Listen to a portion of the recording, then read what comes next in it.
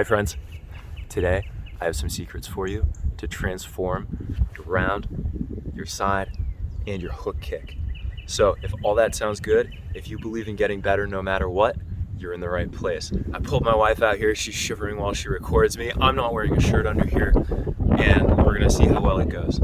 So the best drills that I can give you for making these kicks better, these are things that have worked with my students. Pardon the wind and the birds. These are things that have worked with my students and that have made them better at these kicks really fast, okay? So number one, isolate the rotation. None of these tips has anything to do with the kicking leg, but it'll make your kick better. Isolate the rotation of your standing leg. When you throw the kick, one of your legs is on the ground. People don't focus on that leg very much. So here's what I want you to think about. So hopefully you can see my hip and my foot. I'm gonna rotate on the ball of my foot.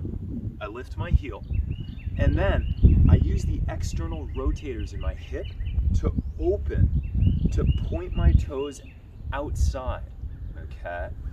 If they come into the middle, to the center, that's internal rotation. I don't want that. I want external. And I would do this slowly a couple times and find out where the boundary for my rotation is.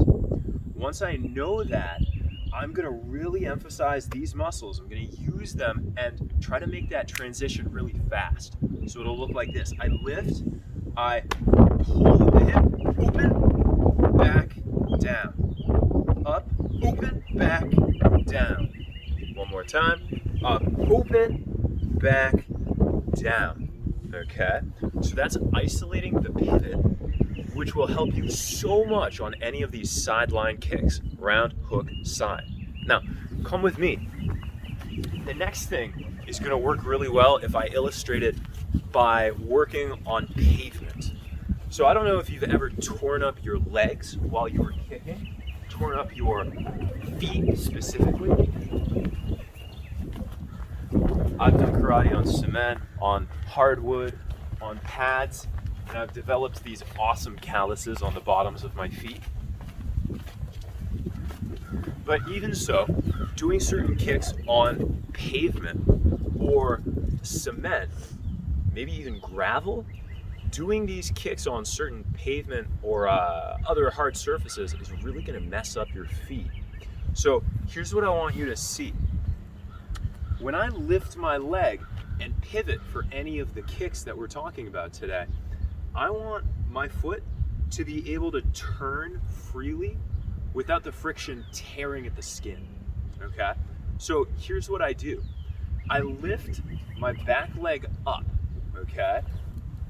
The angle will change depending on the kick, but this energy is going to lift my body. It's gonna give me some upward momentum. This is very different than straightening. Please don't do that. Keep a bend in your knee. But watch this bottom foot here. When I pump my knee up, you can see this foot, the heel gets pulled off the ground. I'll do it again. The heel gets pulled off as I pump. So that foot is getting light for just a second, okay? Now, when I pivot and when I try to chamber my leg for the kick I do, that lightning saves my foot from being torn up. The whole thing will look like this. I'm down, I lift, and I'm able to rotate without hurting my foot. Probably hear some of my neighbors now. So, round kick, hook kick, and side kick on pavement. Thing number 3, let's come back this way. Just because I can kick on the pavement doesn't mean I want to.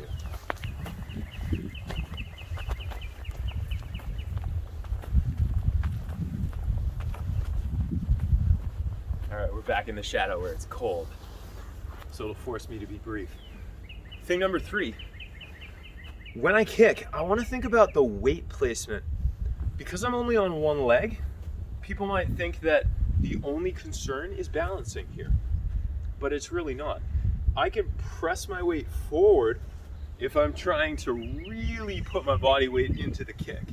It'll make it more powerful. Or I can press my weight backward, which will allow me to retreat a little bit, okay? So depending on your intent, forward for power, backward for retreating, okay? The placement of the weight makes a big difference on how your body reacts in the space that you're kicking. So if I want to kick this way with power, I drive my body that way, okay? Even if just momentarily, and then I pull it back to rechamber. So I could, and then pause with the knee up for a second. If I want to go back, particularly if someone was rushing me and I wanted to kick them while moving backwards, just in case, I could lean my body back, and that will initiate the movement toward the back, okay? So, 3 different tips. These secrets will help take your kick to the next level. Hopefully you enjoy.